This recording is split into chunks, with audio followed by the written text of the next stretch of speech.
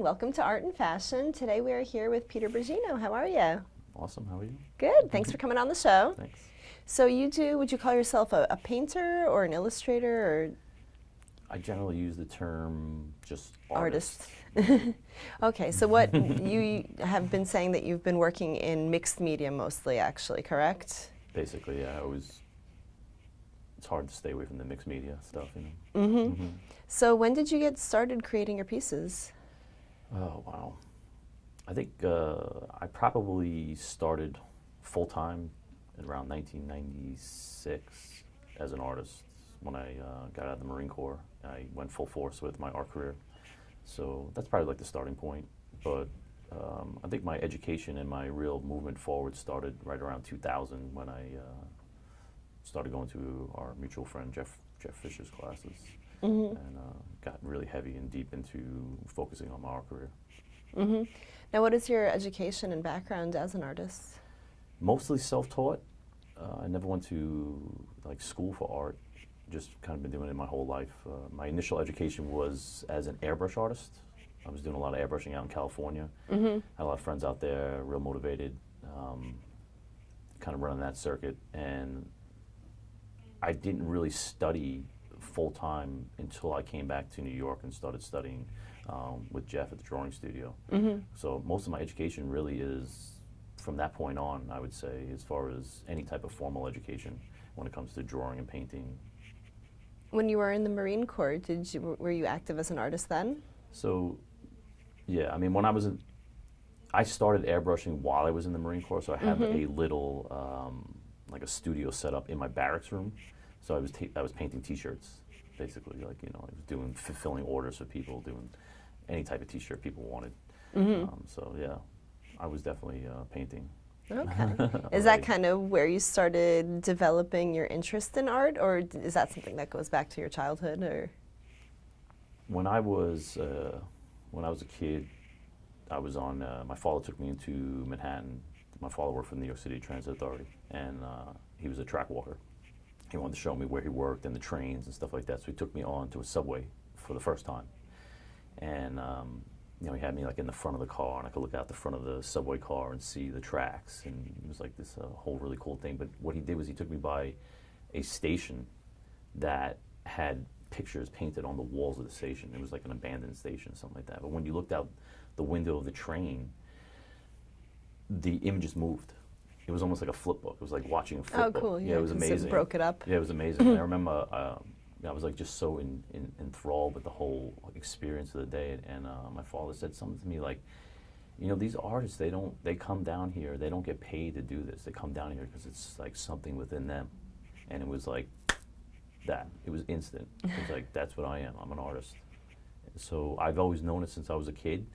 But as far as pursuing my art career, it was just like graffiti and drawing people's names and things like that. It wasn't until I got into college, or Nassau Community College, I took an airbrush class, and I was really good at it, and I got a little job from that class. The teacher, you know, kind of recommended me to somebody. I started painting T-shirts for this guy, making like $1 a shirt, painting T-shirts, you know, out of my house. Then I went to the Marine Corps, and eventually I got back into airbrushing and kind of sparked from there. So, yeah, I've been doing it generally my whole life. Okay. Now, skipping ahead a little bit, you just launched your website. Yeah, so I relaunched. I mean, I've had a website since like 1998, which is quite a while as far as website terms are concerned. But I relaunched it, and I built an online store, which is the culmination of many, many years of hard work, obviously, and a dream come true for me. But yeah, we launched the store and then the new website, and it's got all the new stuff that I'm working on. I have a new series that I put together called the Grain of Consciousness series. So I'm pretty excited about that. Okay, and what is the address of your website? My website is www.bragino, B as in boy, RAGINO.com. Okay, great. Now, where have you exhibited your work? Most of my like solo show exhibits have been in California. I have a friend of mine that lives in California who has a gallery. Who's a very successful artist. His name is Noah, and I've had a few one-man shows at his gallery. I have some work currently in a gallery right now at the Laguna Beach Contemporary Museum of Art. So I have some stuff there.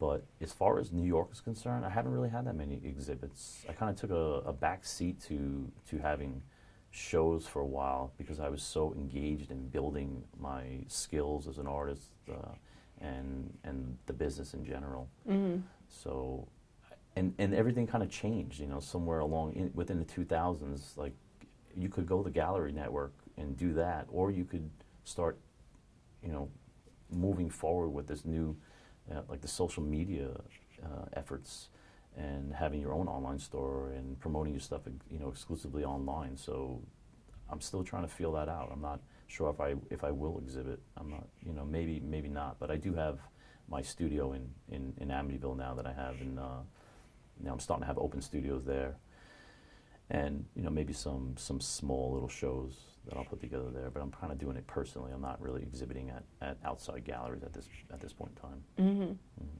Now, what is the inspiration for the concepts of your pieces?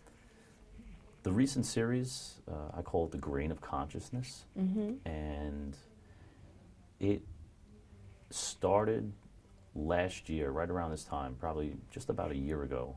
I attended my first ayahuasca ceremony, which is a medicinal ceremony, a medicine that's brewed from plants in the rainforest.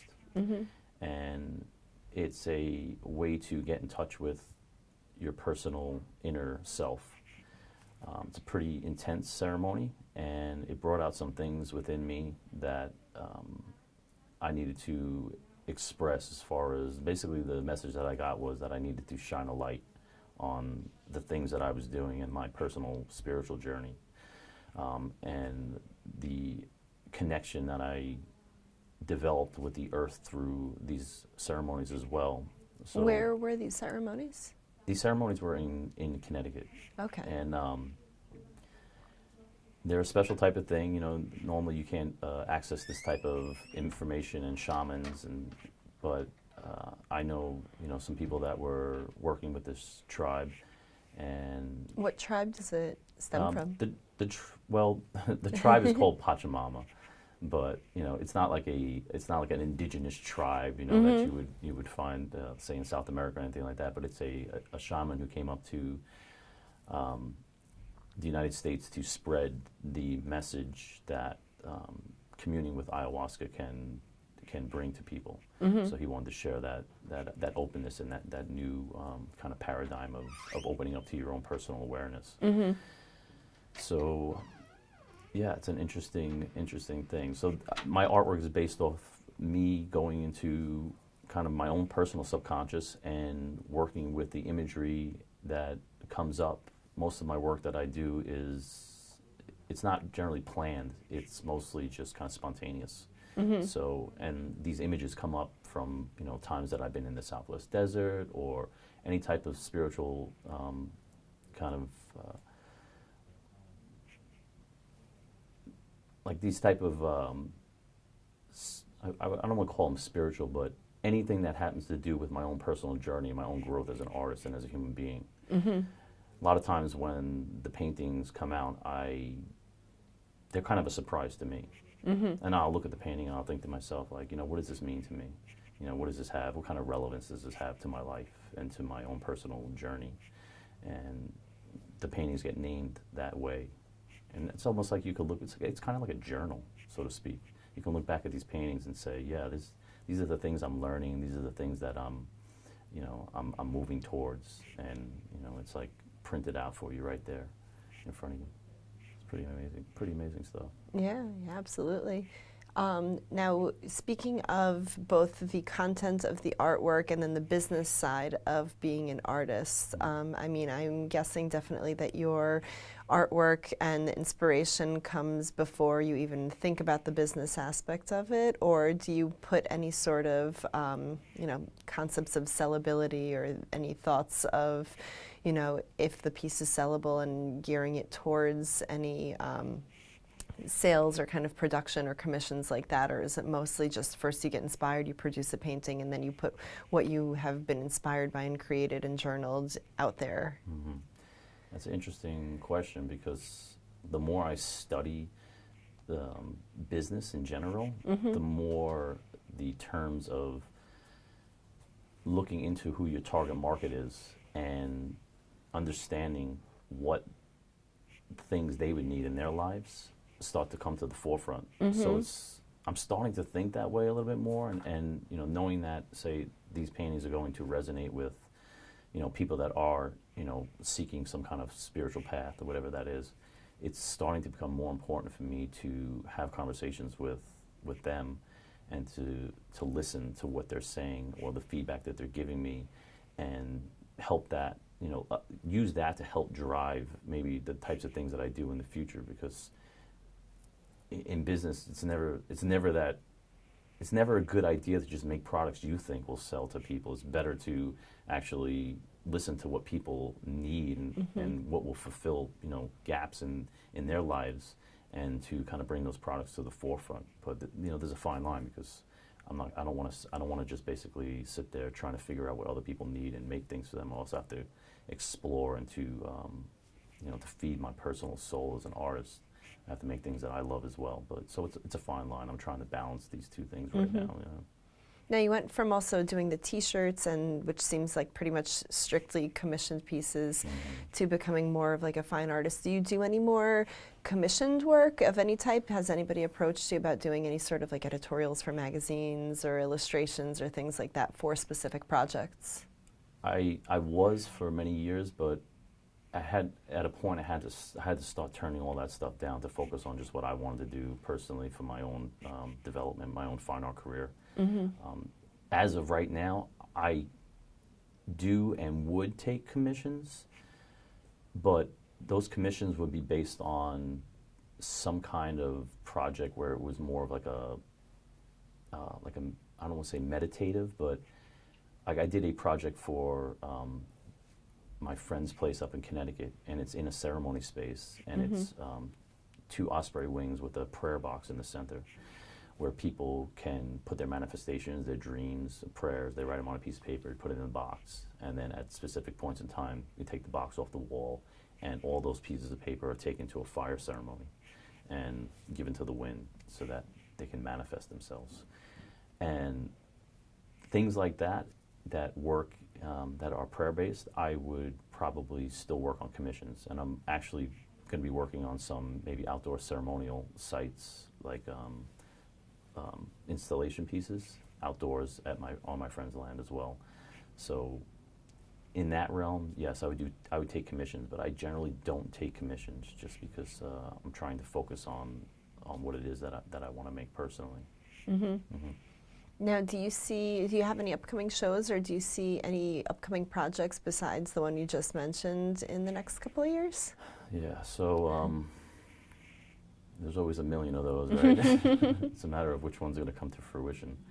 I'm not sure about shows at all, but I know that I actually have a book that I want to write, that I'm going to be writing. It's called The Quest for the Queen of the Forest. And it has a lot to do with shamanistic practices that I've practiced shamanism, and also things that I've seen in ayahuasca ceremonies, and a story of basically a little girl and her panther. She has a panther friend, like a best friend who's a panther, and they embark upon a journey of self-discovery. So that's probably like one of the major things on my radar. But outside of that, I don't know. I'm going to be having open studios at my studio in Amityville. I'm going to try to keep that up, maybe like on a monthly basis, but nothing major planned as far as shows are concerned. What got you into shamanism? Probably a need to correct my erred ways in life, and kind of hitting a wall back in like 1998. I got myself into some trouble, and I just needed to really fix my life. And I was seeking a lot of different things. And I found a book called Journey to Freedom, 13 Quantum Leaps for the Soul by Leslie Kenton. And it takes you through weeks. It's almost like a progression type of thing. And she encourages you to do, shamanistic journeys, which are not very difficult. It's more like lucid dreaming. You're just kind of like imagining in your head, like a daydream. Mm-hmm. And whatever happens in that daydream, you trust as what was supposed to happen. You can be like your power animal, and you can ask for help, and you can ask questions about your life. And so that book got me pretty heavy into it. And a lot of the imagery that I have in my head, and a lot of that, especially that story that I'm talking about, the quest for the Queen of the Forest, is all based on that. It all happened there. Mm-hmm. So it's interesting. It's like like when you wake up in the middle of the night, or you remember a dream, or you wake up in the morning, you slightly remember a dream, but then you forget it. Well, with shamanism, the dreams that you have, you remember constantly. You don't forget those dreams. Yeah.